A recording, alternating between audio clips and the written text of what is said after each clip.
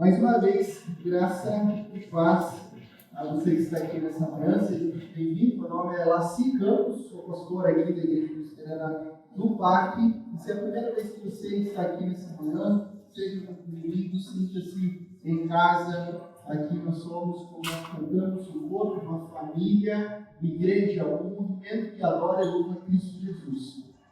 Depois do último domingo passado, é maravilhoso estarmos aqui reunidos, né? Quantos de vocês, fazendo uma pesquisa rápida, estavam aqui domingo passado para levantar as mãos? Olha só, a grande parte da igreja estava aqui. Domingo passado foi domingo de Páscoa, nós viemos às 5h30 da manhã, iniciamos um momento de louvor e adoração, tivemos uma experiência linda, celebrando aquilo que Cristo Jesus fez por mim e por você. Ele morreu no meu lugar, no seu lugar, e ressuscitou no terceiro dia, mostrando que a morte não é a última palavra, mas sim vida plena e abundante. Isso foi maravilhoso, a graça de Deus, os vislumbres, a preciosidade, os detalhes do amor dele invadindo os nossos corações, assim como semana passada, 6h30 da manhã, aquele sol invadiu aqui o nosso templo e fomos impactados pelo amor de Deus. Aqui ainda a cruz permanece com o lençol branco, com a cor da esperança, da ressurreição, uma vez que a Páscoa ela não se encerrou. Como nós refletimos semana passada, a Páscoa é o início do resto das nossas vidas. Mas dentro do que nós chamamos de calendário litúrgico, a Páscoa não é somente o dia da ressurreição de Jesus, mas uma estação de 50 dias até o dia do Pentecostes. Então, se antes da Semana Santa nós tivemos 40 dias de jejum, oração, contrição, arrependimento, agora nós temos 50 dias de festa, de celebração, porque Cristo Jesus ressuscitou, simbolizando os 40 dias que Jesus Cristo ressurreto estava aqui na terra antes de ascender aos céus, e mais 10 dias até o derramar do Espírito Santo no dia de Pentecostes. Por isso nós estamos em tempo de festa. E nesse tempo de festa, nós começamos hoje, nesse mês, uma nova série de mensagens, cujo tema é Supremacia, sobre e antes de todas as coisas. Vamos falar sobre a primazia, a superioridade daquele que é rei. Não somente um rei comum, mas o rei dos reis, aquele que é Senhor, Senhor dos senhores. A supremacia de Cristo Jesus.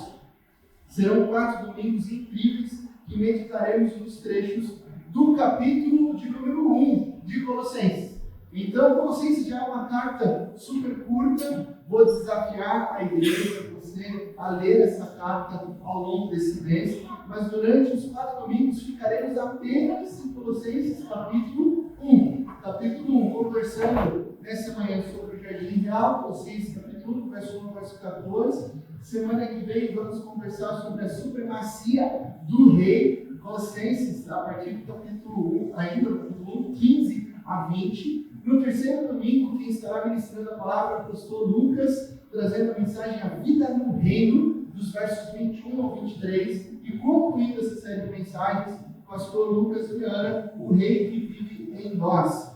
Versículo 24 até o versículo 29. E para a mensagem de hoje eu quero te convidar, então, agora que você sabe, abrir sua Bíblia no trecho de Colossenses. Colossenses capítulo 1. Nós leremos do verso 1 ao verso 14. Colossenses capítulo 1, do verso 1 ao verso 14. Você pode ligar o seu dispositivo eletrônico, seu celular que contém a palavra de Deus.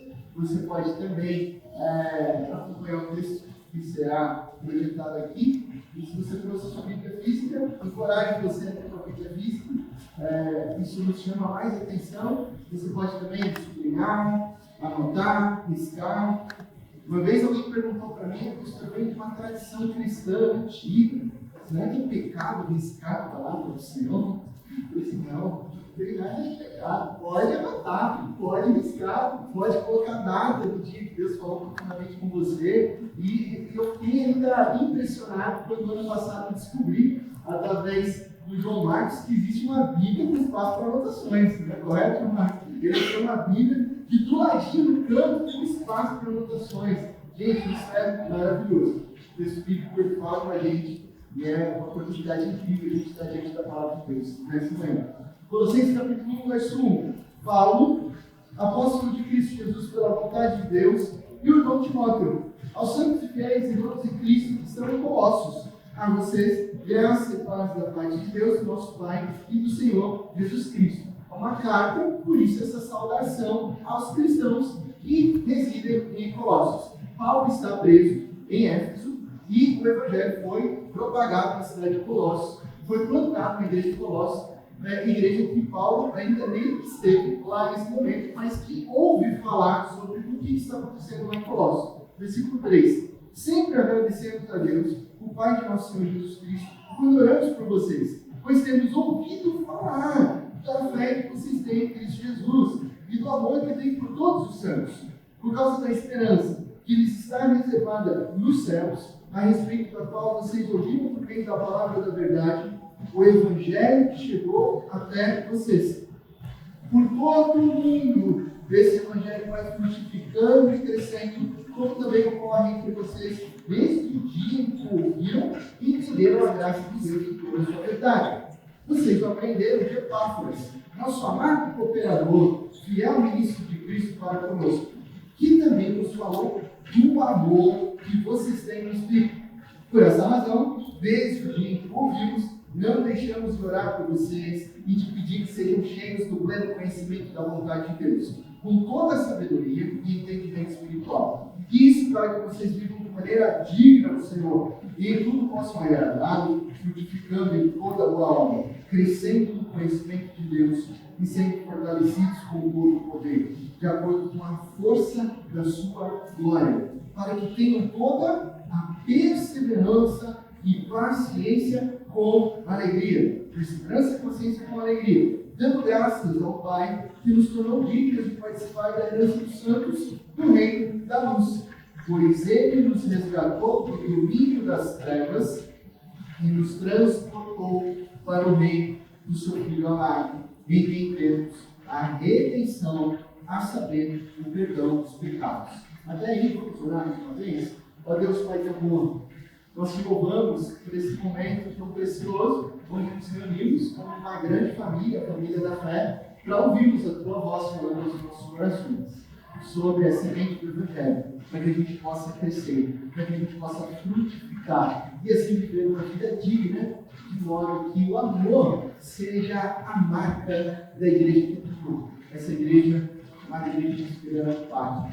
É em Cristo Jesus que nós pedimos, Pai. O Senhor fale conosco nessa manhã. Amém.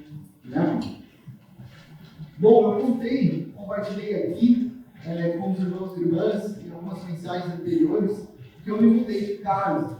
Então, dentre todos os desafios de mudança, pintura, colocar as coisas na caixa, transportar as coisas da caixa, existe um desafio que eu considero que existam outros fatores que vão além das nossas ações como família, que é colocar tudo no carro, colocar tudo no caminhão, desembalar e preparar, que é chamado desafio do jardim. O desafio do jardim vai além. A gente chegou na casa e o jardim estava lá todo bagunçado, estava sem plantas, estava feio, estava triste, e nós plantamos algumas flores. E uma muda especial, que a minha filha Isabela pediu a vovó Leninha trazer lá de Tapetininga uma muda de framboesa.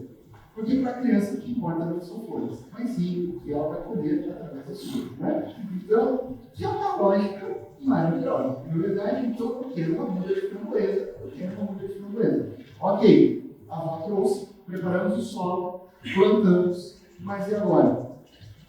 Agora já não depende mais de nós. Agora existem muitos fatores. Da chuva ser derramada sobre a planta, do sol trazer a iluminação da força que ela precisa, dos nutrientes que estão do solo e do tempo. O tempo da primeira colheita, de uma muda de framboesa, que segundo o Dr. Google, demora entre um ano e um ano e meio. Uma colheita inicial meio fraca e todos nós estamos agora esperando. Uma coisa é certa, na expectativa da minha filha, quando ela frutificar essa planta, essa muda de framboesa, certamente ela será a mais bela planta do nosso jardim. Nós estamos esperando a mais bela planta. Sim, existe uma planta que pode transformar todos os jardins em todos os lugares do mundo. E por que eu estou iniciando esse sermão com essa ilustração? Porque essa é a ideia, essa é a imagem dominante do apóstolo Paulo quando ele escreve essa carta. Quando ele inicia essa carta aos cristãos em Colossos. Há uma maravilhosa muda, uma maravilhosa semente sendo plantada em Colossos. E ela tem o poder de transformar não somente Colossos, mas Filipos, Brasil, Argentina, Coreia, Europa, todo o mundo, fazendo dele um jardim real. Isso é o tema da nossa mensagem dessa manhã. Jardim real. Essa planta é o Evangelho. O Evangelho é transformador. E se vivemos o reino de Deus hoje, então o que o Evangelho faz em nossas vidas é transformar o nosso interior, o nosso caminhar, a nossa vida, o nosso coração em um jardim real. Um jardim real, porque nós estamos no reino de Cristo Jesus. Perceba comigo que Paulo, ele está preso, mas ele está encantado com o que ele tem ouvido falar e o que está acontecendo lá em Colossos. Ele percebe que os frutos já começam a aparecer naquela comunidade. Não são frutos de sabedoria, muito embora os frutos de sabedoria sejam ótimos frutos, que nós devemos inclusive buscá-los. Não são frutos de santidade ou obediência moral, mesmo sabendo que isso é parte e consequência da jornada e da vida cristã. O que Paulo ouve dizer é a respeito de um novo tipo de vida. Pessoas foram transformadas. Pessoas tiveram uma mudança radical no seu novo caminhar, emergindo a partir de 3 sinais principais da vida cristã, que é inserida, que é transportada, que é plantada no jardim real. E esses 3 sinais são fé, esperança e amor. E isso muda tudo. Fé, esperança e amor. Acompanhe comigo os 3 frutos que ele cita nos versos 4 e 5. Pois temos ouvido falar da fé que vocês têm em Cristo Jesus e do amor que tem por todos os santos, por causa da esperança que lhes está reservada nos céus, a respeito da qual vocês ouviram por meio da palavra da verdade. Fé, esperança e amor. Fé, esperança e amor. Uma tríplice que nós percebemos em outros trechos das Escrituras. Uma tríplice que não é fabricada por mim, não é fabricada por você, não é fabricada por nós, mas vem do eterno Deus, vem de Cristo Jesus, nosso Rei. Do contrário, se essa tríplice não está em Cristo Jesus, o texto diz em Cristo Jesus, do contrário, fé, esperança e amor estão vazios em seus respectivos significados. O que eu estou querendo dizer para você nessa manhã? Que ter fé não é apenas ter uma força para acreditar. Ter fé não é simplesmente dizer, eu tenho fé porque eu nunca vou desistir. Fé é igual a nunca desistir. Eu ouvi uma expressão que talvez você já tenha ouvido falar, sei lá quem é uma pessoa de muita fé. Tá, mas o que ela está querendo dizer com isso? Não pode ser a fé, a declaração de uma pulseirinha da sorte, eu tenho muita fé, ou de um amuleto chamado fé. Não, eu sou um homem de fé. É saber responder a grande pergunta. Ok, você tem fé no quê? A sua fé está embasada, fundamentada em quê? Porque se alguém tem fé em algo. Onde você apoia todo o peso da sua vida? Essa é a minha pergunta. É sobre isso que é fé. Onde você apoia todo o sustento? Se tudo ruir, se tudo se acabar, onde está o apoio da sua vida? O texto bíblico nos lembra, a fé é um compromisso em e com Cristo Jesus. A fé é um compromisso com Cristo, que busca alcançar o que Deus nos oferece através do Rei Jesus. Então a fé, ela deve estar alicerçada em Cristo Jesus. Da mesma forma, o amor não pode ser em si mesmo o amor, senão ele se esvazia, porque quem ama o quê? Inclusive, essa é uma bronca que eu tenho com a desconstrução da linguagem pós-moderna nos dias atuais. A desconstrução em todos os fatores. Né? A linguagem é o poder, é o capital, do qual a gente tem o capital, o poder simbólico, inclusive para moldar ideologias, moldar pensamentos, e nós não podemos esvaziar o significado das palavras. E muitas vezes nós nos perdemos dizendo, eu amo o quê? Eu amo chocolate. Como assim? Eu amo chocolate e amo a minha mãe. Como assim? Amo Deus e amo andar de bicicleta. Peraí, o amor é da mesma maneira que você ama seus pais, que você ama chocolate? Qual que é a raiz da palavra amor? A gente precisa ter uma referência na maneira com que nós tratamos as palavras. E quem ama uma coisa. O filósofo James Smith, professor do Calvin College nos Estados Unidos, ele disse e escreveu um livro que já foi traduzido em português, você encontra ele, acho que é um livro cristão, chamado Você é Aquilo que Ama. Você é aquilo que você ama. Ou seja, as nossas práticas intencionais moldam os nossos corações e mentes no que nós amamos e também no que nós negligenciamos amar. Então, se você ama o seu carro muito mais do que a sua família, isso tem implicações seríssimas. Seríssimas. Onde você vai dedicar tempo, onde você vai dedicar energia, onde você vai dedicar intencionalidade em coisas e não em pessoas. Você é aquilo que você ama. Mas a grande pergunta é, você ama o quê? De novo, você ama o quê? Do contrário, será vazio o significado do amor. Paulo ouve que lá em Colossos, os cristãos amam todos os santos. Isso é demais. Eles amam todos os santos.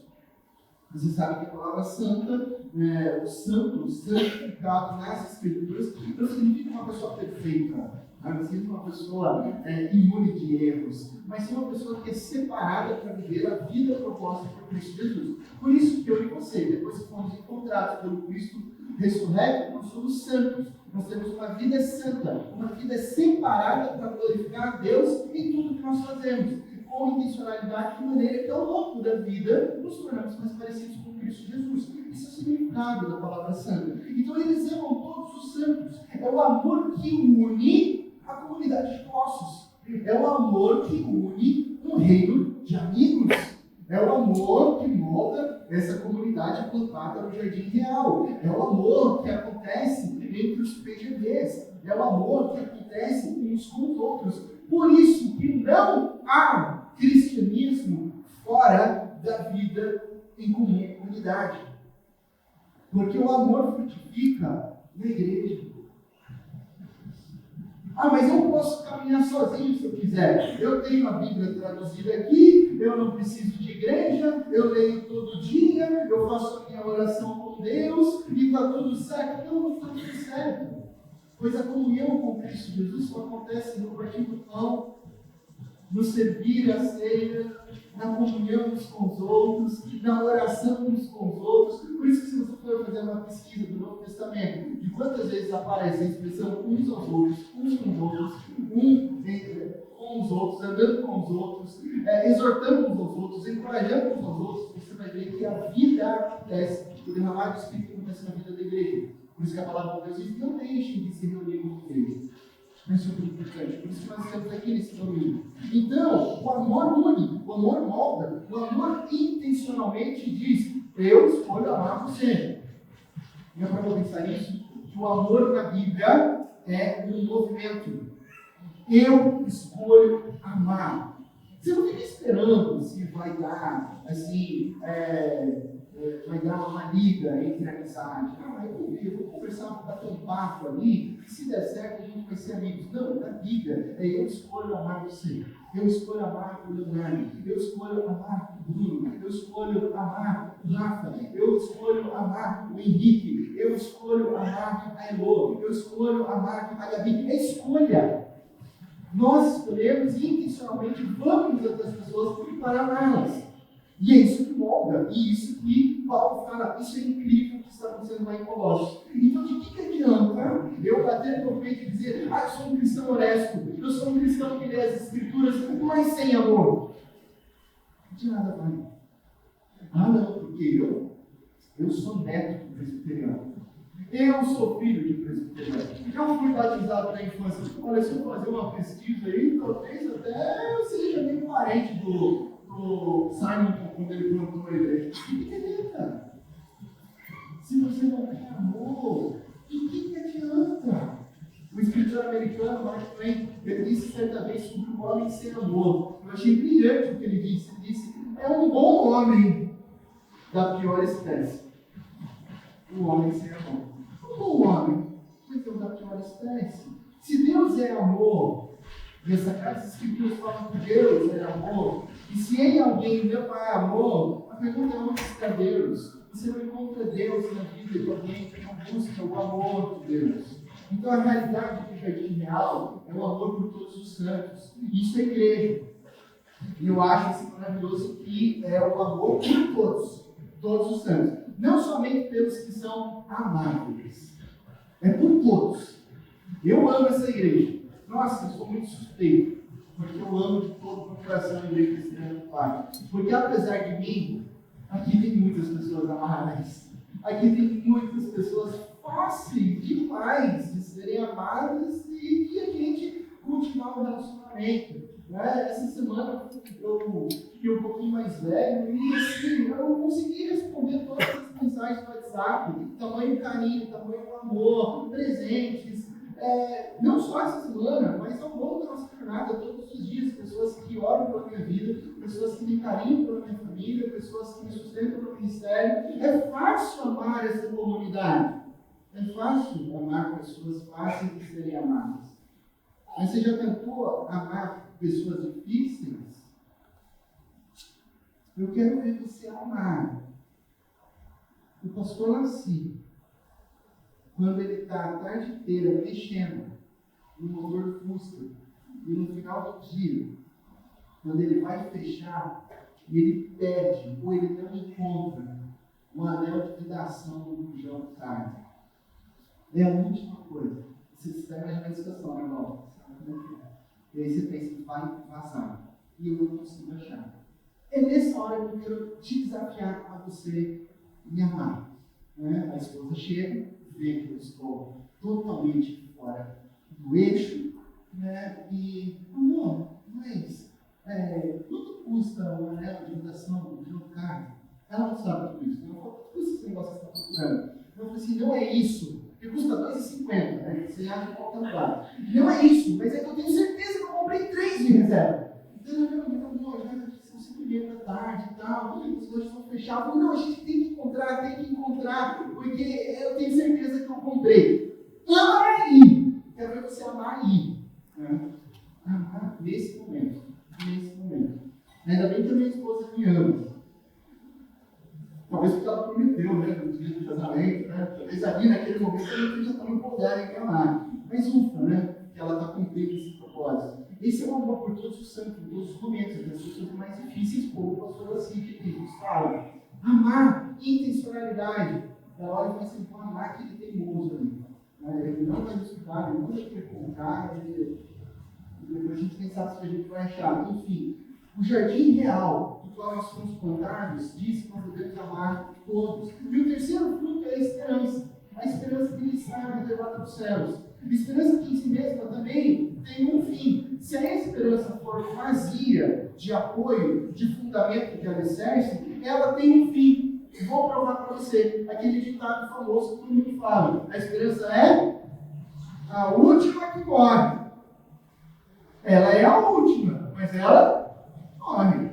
Por quê? Se ela não estiver alicerçada em algo duradouro e eterno, ela pode durar um pouquinho, mas ela morre. E quanto a nós? Porque do esperançar vem a espera, vem o apoio, vem da onde nós colocamos a confiança. Quando nós esperamos em quê? A nossa esperança não tem fim, ela não se esgota, ela não se finda, porque a nossa esperança está em Cristo Jesus, que ressuscitou dentre os mortos. Por isso eu amo dizer que a nossa esperança não é a última que morre, a nossa esperança é a primeira que morre e a primeira que ressuscita, no qual esse poder eu e vocês somos os segundos. Esse é o ponto. A nossa esperança, ela morreu e já ressuscitou, provando que ela é eterna. Por isso que a nossa esperança hoje, ela está reservada, segundo o texto bíblico, nos céus. A esperança que olha ansiosamente para o Rei Jesus, que venceu a cruz. E por isso nós usamos esse símbolo de cruz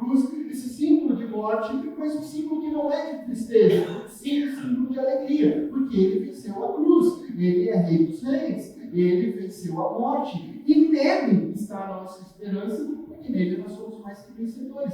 Ele vai voltar.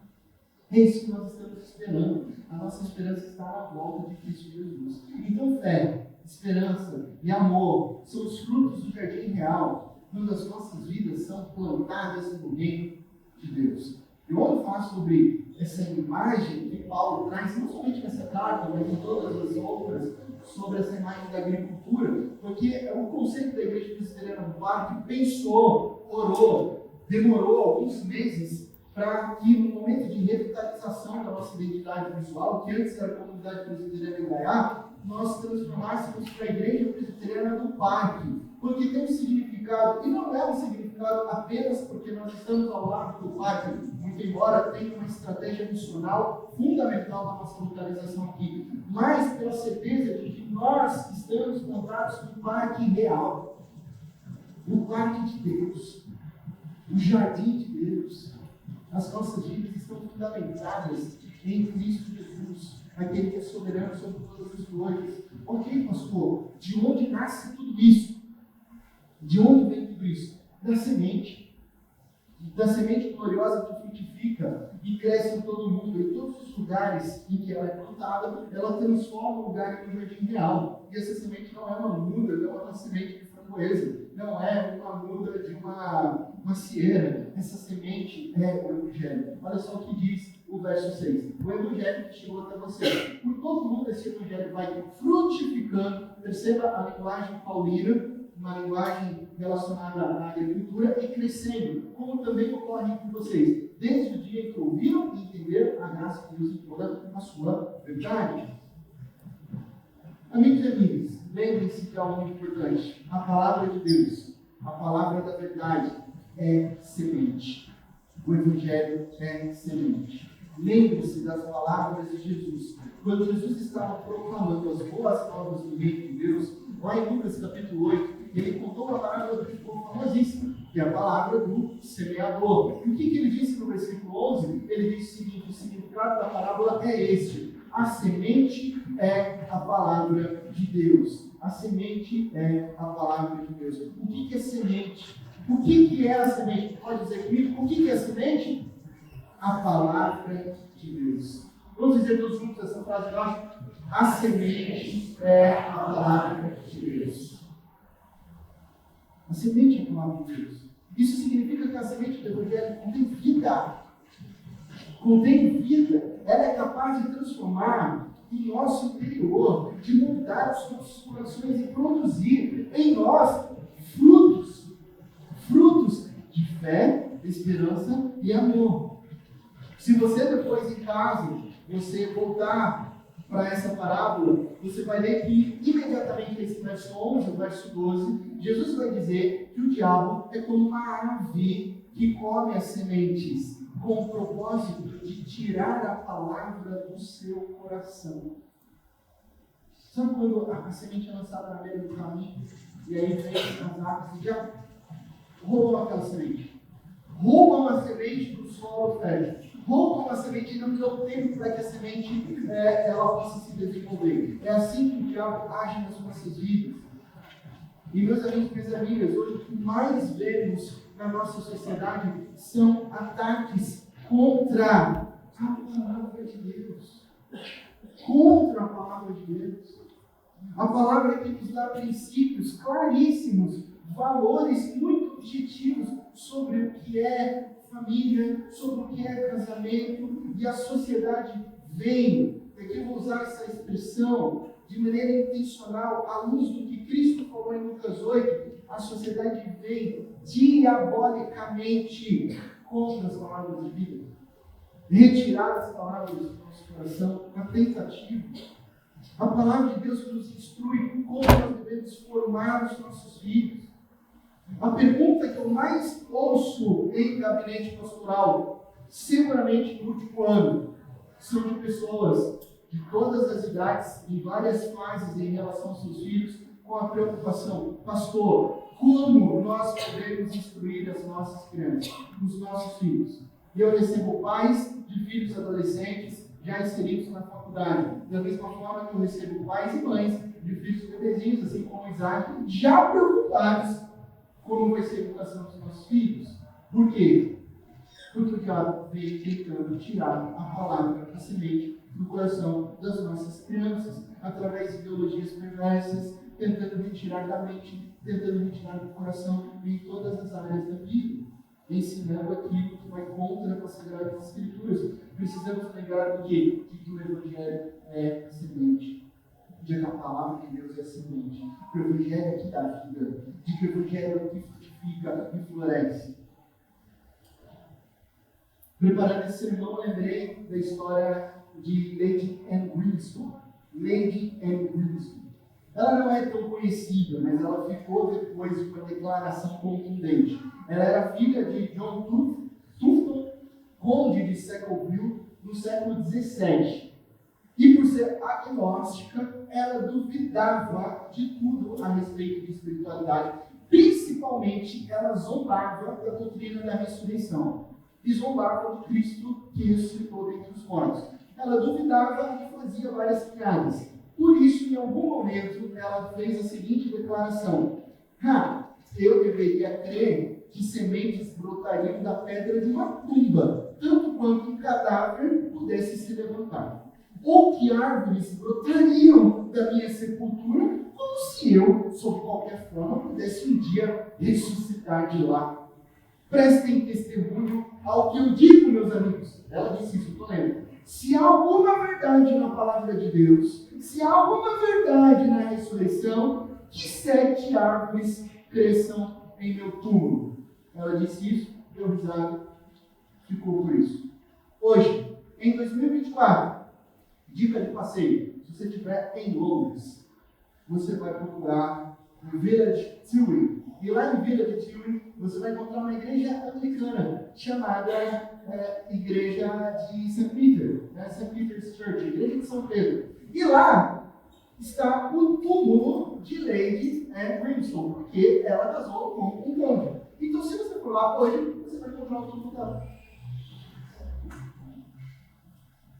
Essa é uma foto atrás do túmulo. Está claro que a gente vai postar mais uma foto, Thaís? E essa foto está frente do túmulo dela. No túmulo dela, crescendo bem no coração do túmulo, uma das maiores árvores da Inglaterra com 4 troncos e uma raiz. O tronco da árvore cresceu rapidamente através das grades de ferro, então as raízes estão ali entrelaçadas, não tem como tirar a grade de ferro, não pode ser movidas. Parte da mármore da tumba foi despedaçada. Nós lembramos do que ela disse quando estava viva. E mais de 200 anos os troncos atravessam e crescem com seus galhos num triunfo silencioso e poderoso. São testemunhos silenciosos e poderosos de que há vida e poder numa semente. E há vida e poder na palavra de Deus. A nossa semente é o Evangelho. Como isso se dá? Essa frutificação, esse crescimento. Vamos comparar o verso 6 e o verso 10 do texto que nós lemos. No verso 6, nós temos a seguinte declaração: por todo mundo esse evangelho vai frutificando e vai crescendo, como também ocorre com vocês. E no versículo 10, isso para que vocês vivam de maneira digna do Senhor e em tudo possa agradá-lo, frutificando em toda boa obra, crescendo no conhecimento de Deus e sendo fortalecidos com todo o poder, de acordo com a força da sua glória, para que tenham perseverança e paciência com alegria, dando graças a Deus Pai, que nos tornou dignos de participar da herança dos santos no reino da luz. Então nós temos os 2 versículos aqui, o 6 e o 10, e os dois têm 2 verbos aqui, frutificar e crescer. Frutificando e crescendo no verso 6, frutificando e crescendo no verso 10. São as mesmas palavras do grego koiné, registradas e que se repetem no texto. E essa é uma dica de leitura bíblica. Quando palavras se repetem, não é porque o autor não tinha um repertório de um dicionário de sinônimos, mas é porque ele está querendo colocar ênfase. Tá? A primeira palavra que aparece frutificando no grego, ela é karphorel, frutificando. A palavra grega é karpophorel, que significa gerar frutos, produzir, causar resultados. Então ela tem também o significado metafórico, de produzir frutos no sentido de causar resultados. E esses resultados podem ser bons ou ruins, ok? Podem ser bons frutos, podem ser maus frutos, a depender de onde o teu coração está plantado, onde o seu coração está enraizado. O coração é o centro governante da vida. Então há uma consequência lógica no axioma da semeadura, que nos lembra do que aquilo que você colhe é a partir daquilo que você plantou. Então você colhe aquilo que você planta. Nós conhecemos essa lei da semeadura. Se você viveu um pouquinho mais de 10 anos, você já percebeu que você colhe aquilo que você planta. Né? Até crianças percebem isso, mas elas estão preocupadas com outras coisas, mas se você viveu no mínimo 10 anos, você já reconhece esse axioma da vida. E não espere colher morangos se a sua vida toda você está plantando limoeiros. Pastor, a minha vida é um desastre, só acontece isso. Mas o que você anda plantando ao longo da sua vida? Às vezes a gente fica na espera, né? Ok, a minha filha está olhando para aquela muda da framboesa. É framboesa, papai é framboesa, papai é framboesa, papai. Ok, a gente vai esperar um ano. Mas sempre que vem ela falar que ela quer morango, não dá. Porque nós plantamos framboesa. Essa é a lei tão lógica que muitas vezes a gente deixa passar, né? Você já ouviu o ditado de que quem planta vento colhe tempestade? Quem aqui já ouviu esse ditado? Levanta a mão. Quem aqui acha que é um versículo bíblico? Levante a sua mão. Ninguém? Profeta Oséias, capítulo 8, verso 7. Ele semeia o vento e colhe tempestade. Esse é um verso bíblico. Ele semeia o vento e colhe tempestade. Anota aí, Oséias, capítulo 8, verso 7. Tiago vai nos lembrar no capítulo 3, verso 18, o fruto da justiça vem através da plantação de paz. Você planta paz. Colhe justiça. Então, se em um lugar você planta vento e colhe tempestade, em outro lugar que você planta paz, você colhe justiça. Então, o que você está semeando? Essa pergunta que eu preciso fazer para você nessa manhã. O que você está semeando no seu trabalho? O que você está semeando na sua família? Que tipo de vocabulário? Que tipo de tom? Que tipo de resposta? Agressiva ou paciente? Você tem frutificado semeado no seu lar, no relacionamento com sua esposa, no relacionamento com a sua esposa. Quanto de tempo você tem semeado com as pessoas que você ama? Filhos, filhas, pais, avós. Onde o seu coração está plantado, vai definir a semente, a vida na palavra de Deus, a semente do Evangelho. A outra palavra que aparece ali, né, em duplicidade, em outro verso, é crescendo. Crescendo, do grego auxanomai. Outra palavra importante, significado crescer, aumentar, não somente em extensão, mas em qualidade. Não só em extensão, mas qualidade. Profundidade. E aqui, meus irmãos, existe um detalhe incrível.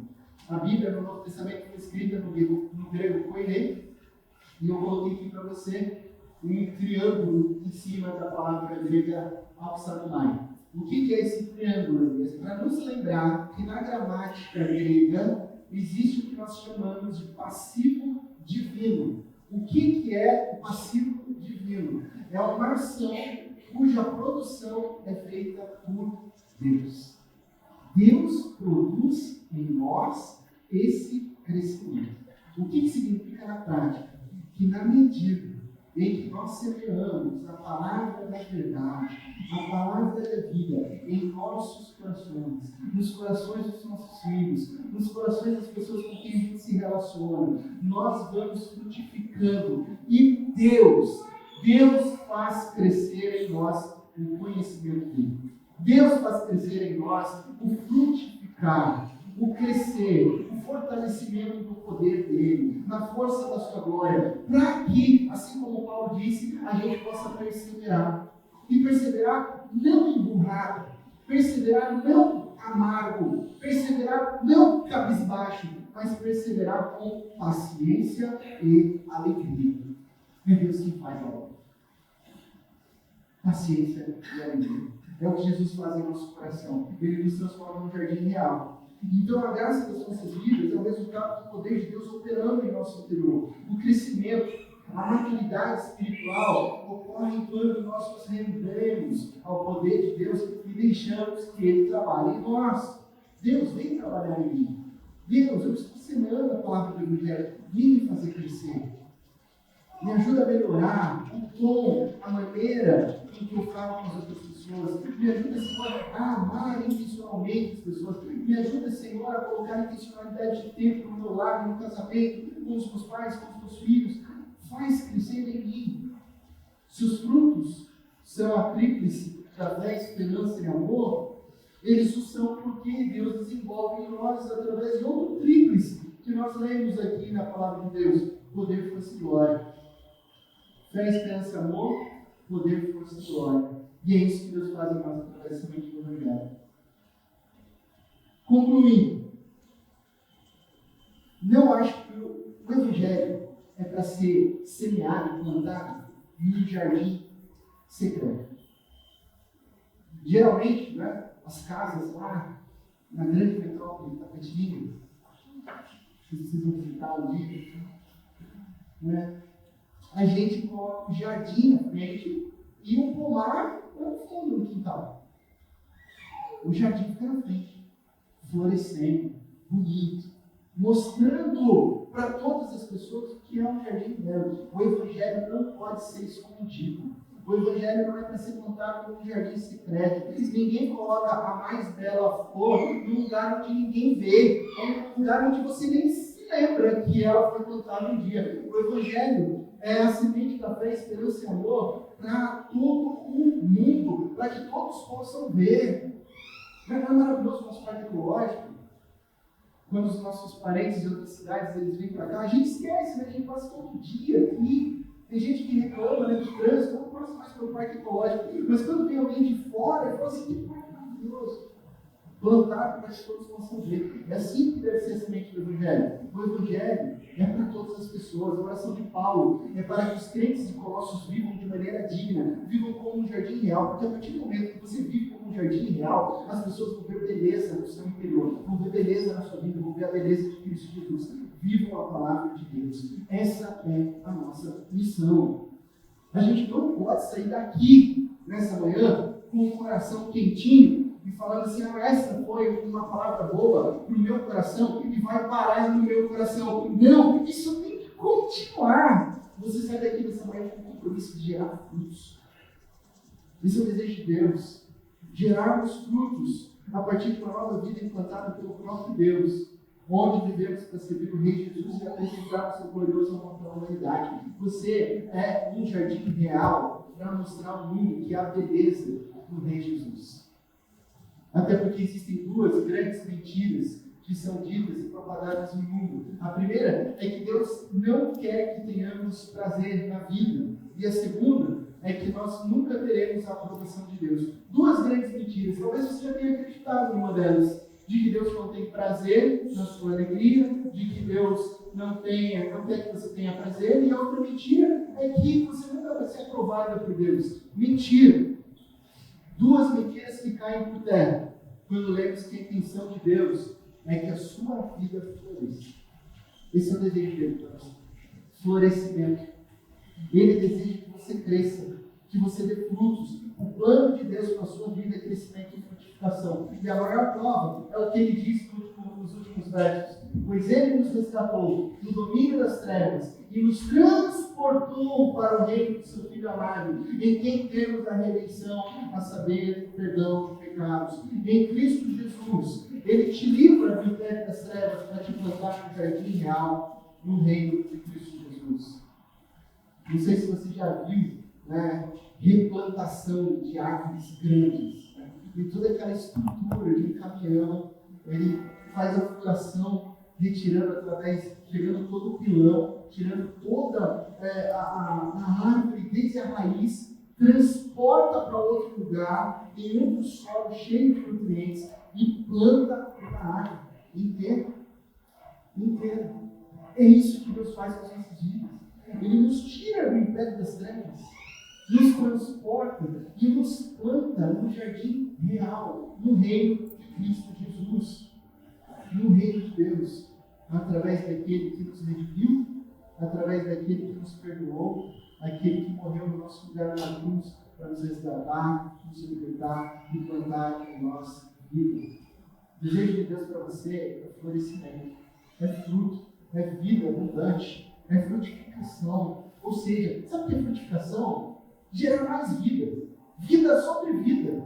Pessoas sendo transformadas pela vida de Cristo e a vida da sua vida. Isso gerar frutos, florescimento, iluminação, beleza. A beleza que o mundo precisa ver. A beleza de Cristo Jesus, do jardim real, para que todos possam ver que Cristo Jesus é o Rei dos Reis. Cristo Jesus é o Supremo, é o Soberano. Ele é o Rei sobre todas as coisas.